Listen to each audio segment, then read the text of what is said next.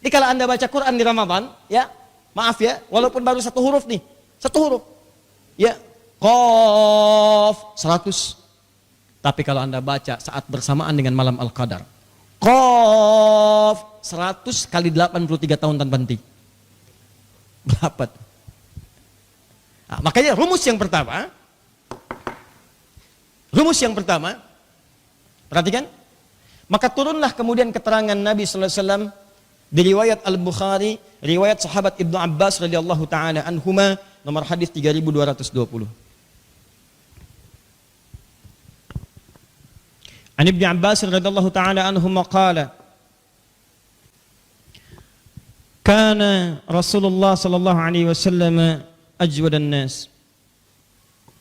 Wa kana ajwada ma yakunu fi Ramadan hina yalqahu Jibril alaihi salam fi kulli lailatin min Ramadan fayudarisuhul Qur'an. Allahu akbar. Adalah Nabi sallallahu alaihi wasallam orang yang paling lembut perangainya, paling halus budi pekertinya, paling baik orang, paling mulia sifatnya. Saya sudah sampaikan hadis ini pertemuan lalu. Dan kalau datang Ramadan maka bertambah lagi kemuliaan beliau, kelembutan beliau, dan kebaikan-kebaikan beliau. Terkhusus ketika datang malaikat Jibril setiap malam kepada beliau, setiap malam datang. Apa yang dilakukan? Maka Nabi kemudian belajar Al-Quran, mengecek, dibacakan. Maka para ulama sepakat bulan Ramadan tidak bisa dipisahkan dari Al-Quran. Maka semua muslim yang akan memasuki Ramadan mesti punya agenda berinteraksi dengan Al-Quran. Jadi agenda yang kedua dalam puasa itu setelah nomor 1, yang paling penting adalah berinteraksi dengan Al-Quran. Ini poinnya. Maksud saya begini ya, lihat nih. Anda bayangkan, Al-Quran aja dipandang istimewa. Saking istimewanya Ramadan tidak akan lepas dari Quran. Malaikat semua takjub, penduduk langit bumi takjub, semuanya. Maka saking mulianya Ramadan itu diberkahi oleh Allah dengan turunnya Al-Quran. Kata para ulama, hadis ini menunjukkan semua muslim kalau sudah masuk Ramadan, nabinya saja punya agenda dengan Quran, maka umatnya mesti lebih berhak memiliki agenda berinteraksi dengan Al-Quran. Nah, ini bagian terakhir pembahasan kita di malam ini. Sekarang fokus. Pas ini belum selesai. Cara berinteraksi dengan Al-Quran, kalau kita keluarkan dari ayat dan hadis itu ada 3 cara. Cara pertama adalah apa yang disebut dengan qiraah. Qiraah.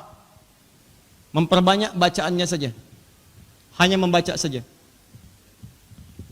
Orangnya disebut dengan qari namanya. Baca. Jadi Anda memperbanyak bacaan tanpa fokus untuk menggali maknanya. Baca. Seperti Nabi sallallahu alaihi wasallam dalam setiap Ramadan itu minimal sekali menghatamkan Quran. Maksudnya sekali. Dalam akhir hidupnya baru 2 kali. Di waktu kemudian di tahun itu beliau wafat. Ya, Nabi aja tiap Ramadan khatam Quran. Masa antum yang bukan Nabi nggak khatam? Baca. Imam Asy-Syafi'i setiap hari selain Ramadan 1 kali khatam sehari. Setiap hari. Ramadan sehari 2 kali khatam. Jadi selama Ramadan itu 60 kali khatam. Ya. Apa yang dikejar? Bukan khatamnya, bukan. Tapi sunnahnya untuk mengejar pahala di bulan Ramadan dengan bacaan Al-Quran. Di Qurannya mengagungkan Quran. Ramadan itu diagungkan dengan Al-Quran. Maka ketika ada orang berinteraksi dengan Al-Quran, maka Allah agungkan orang itu. Maka tolong rencanakan ya. Maka aplikasinya Ramadan tahun ini, antum cek. Ramadan tahun ini ambil yang batas maksimal, misalnya 30 hari. Maka 30 hari itu antum bikin target. Minimal misalnya, saya 1 hari saya bacakan 1 juz. Dari sekarang siapkan. Demi Allah saya katakan, dari sekarang latihan, siapkan. Bikin antum rencana, ada bacaan. Dalam sehari misalnya, 1 hari 1 juz. Maka kalau selesai 30 hari, berapa juz? 30 juz. Kalau yang pengen khatam 2 kali, 1 hari, berapa juz? 2 juz. Demikian seterusnya. 1 juz itu gak banyak teman-teman. Kalau antum merasa sibuk, ya misalnya Masya Allah ngejar dunia, silahkan. Dan nanti meninggal. Ya. 1 juz itu Al-Fatihah. Ini sudah khatam insya Allah. Tambah Al-Baqarah sampai 141. 7 sampai tambah 141 berapa? 148. Bagi 5 berapa?